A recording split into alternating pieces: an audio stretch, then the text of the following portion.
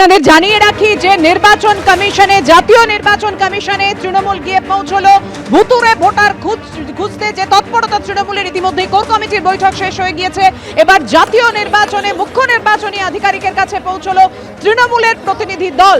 তারা ঠিক কি দাবি পেশ করলো ভুতুরে ভোটার খুঁজতে? যে তৃণমূলের তৎপরতা আমরা দেখেছি, একেবারে বাড়ি বাড়ি ঘুরেছেন তৃণমূলের নেতা মন্ত্রীরা। তারপর মমতা বন্দ্যোপাধ্যায় ঠিক করে দেন যে কোর কমিটি তৈরি করে দেন এবং তারপর কোর কমিটির আজকে বৈঠক হয়। সেই কোর কমিটির বৈঠকে ছিলেন না অভিষেক বন্দ্যোপাধ্যায়, তিনি আলাদা বৈঠক করবেন 15ই মার্চ।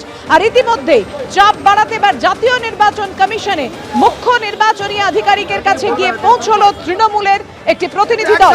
কথা বলবো, আমাদের সঙ্গে রয়েছেন আমাদের প্রতিনিধি শিবাশিস মৌলিক। শিবাশিস,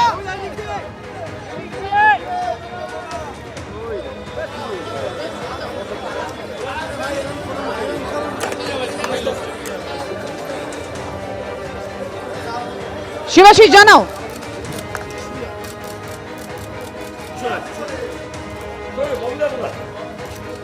একেবারে চাপ বাড়াতে এই মুহূর্তে তৃণমূলের প্রতিনিধি দল যারা পৌঁছে গিয়েছে জাতীয় নির্বাচন কমিশনে মুখ্য নির্বাচনী আধিকারিকের কাছে, ঠিক কি দাবি জানাতে? শিবাশিস জানাও। দেখো পাপিয়া, যেমনটা জানাচ্ছিলাম, জাতীয় নির্বাচন কমিশনের যে মুখ্য নির্বাচনী আধিকারিকের কার্যালয় কলকাতায়, সেখানে কিন্তু তৃণমূল কংগ্রেসের 5 সদস্যের প্রতিনিধি দল তারা এসে পৌঁছেছেন এবং তারা এই মুহূর্তে দায়িত্বপ্রাপ্ত যে আধিকারিক রয়েছেন তার সঙ্গে কথা বলছেন। এবং যেমনটা আমরা জানতে পারছি, তাতে এই সদস্যে দেখা গিয়েছে এই 5 সদস্যের মধ্যে রয়েছেন রাজ্য সভাপতি সুব্রত বক্সী রয়েছেন, ফিরহাদ হাকিম রয়েছেন, চন্দ্রিমা ভট্টাচার্য রয়েছেন, ঋতব্রত বন্দ্যোপাধ্যায় রয়েছেন, অরূপ বিশ্বাস রয়েছেন। এই যে 5 জন, সেই 5 জন কিন্তু ইতিমধ্যে বৈঠক শুরু করেছেন। যেমনটা জানা যাচ্ছে, গত 27শে ফেব্রুয়ারি নেতাজি ইন্ডোর স্টেডিয়ামে মুখ্যমন্ত্রী মমতা বন্দ্যোপাধ্যায় তিনি ভোটার তালিকা সম্পর্কে যে উদ্বেগ প্রকাশ করেছেন, তিনি যেমনটা জানিয়েছেন, তিনি 9টি নাম প্রকাশ্যে এনেছিলেন যে ভুয়ো ভোটার বা ভুতুরে ভোটার, তা নিয়ে কিন্তু বিভিন্ন সময় সরব হয়েছেন মুখ্যমন্ত্রী মমতা বন্দ্যোপাধ্যায়। এবং তারপরই তৃণমূল কংগ্রেসের তরফে কিন্তু তারা একেবারে মাঠে ময়দানে নেমে পড়েছিলেন। বিভিন্ন অলিতে গলিতে দেখা যাচ্ছিল তৃণমূল প্রতিনিধিরা, সাংসদ, বিধায়ক, এমনকি কাউন্সিলর পর্যন্ত তারা বাড়ি বাড়ি যাচ্ছিলেন। কারা এলাকায় ভোটার, কারা নন ভোটার, কারা এলাকার বাসিন্দা নন এবং ভোটার কার্ডগুলির মধ্যে সামঞ্জস্য রয়েছে কিনা তা খতিয়ে দেখা হচ্ছিল তৃণমূল কংগ্রেসের পক্ষ থেকে।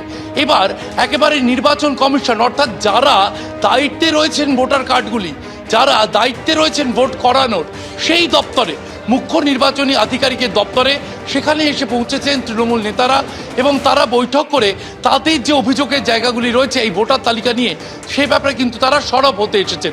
এখন রাজনৈতিক তাৎপর্য আরও একটা রয়েছে। মুখ্যমন্ত্রী মমতা বন্দ্যোপাধ্যায়ের এই যে নেতাজি ইন্ডোরের সভা, তারপরেই আমরা দেখেছিলাম কিন্তু রাজ্যের বিরোধী দলনেতা শুভেন্দু অধিকারী তিনি বিজেপি বিধায়কদের একটি প্রতিনিধি দল নিয়ে এই নির্বাচন কমিশনের মুখ্য নির্বাচনী আধিকারিকের দপ্তরে এসেছিলেন এবং বৈঠক করেছিলেন।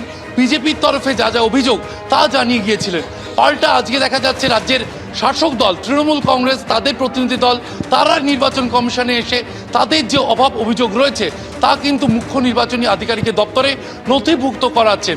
সার্বিকভাবে রাজ্যের শাসক দল এবং প্রধান বিরোধী দল উভয় দলই কিন্তু বলছে ভোটার তালিকা ত্রুটি মুক্ত নয়, বা উভয় দলের পক্ষ থেকেই বলা হচ্ছে ভোটার তালিকায় কিছু জল রয়ে গিয়েছে। এবং সেই অভিযোগ নিয়ে কিন্তু উভয় দলই নির্বাচন কমিশন, গত সপ্তাহে বিজেপি এসেছিল, এবারে দেখা যাচ্ছে তৃণমূল কংগ্রেস, এবং নির্বাচন কমিশনকে কিন্তু রাজ্য রাজনীতির প্রধান এই 2 দলের পক্ষ থেকে বলা হচ্ছে ত্রুটি মুক্ত নির্বাচন তালিকা বা ভোটার তালিকা চাই। সে ব্যাপারে কিন্তু আমরা দেখতে পাচ্ছি যে সামনের বছর যেহেতু বিধানসভা ভোট, এখনও বছর খানেক সময় রয়েছে, তবু তৎপরতা কিন্তু তুঙ্গে তৃণমূল কংগ্রেস এবং বিজেপির তরফে। আজকের এই যে বৈঠক দেখা যাচ্ছে জাতীয় নির্বাচন কমিশনের মুখ্য নির্বাচনী আধিকারিকের দপ্তরে, সেখানে কিন্তু তৃণমূল কংগ্রেসের তরফ থেকে জানানো হচ্ছে ভোটার তালিকা ত্রুটি মুক্ত করতে হবে এবং তাদের যা সাজেশন কিভাবে ত্রুটি মুক্ত করা যায় তাও তারা কিন্তু তুলে ধরছেন মুখ্য নির্বাচনী আধিকারিকের দপ্তরে। পাপিয়া, একেবারে ধন্যবাদ তোমার।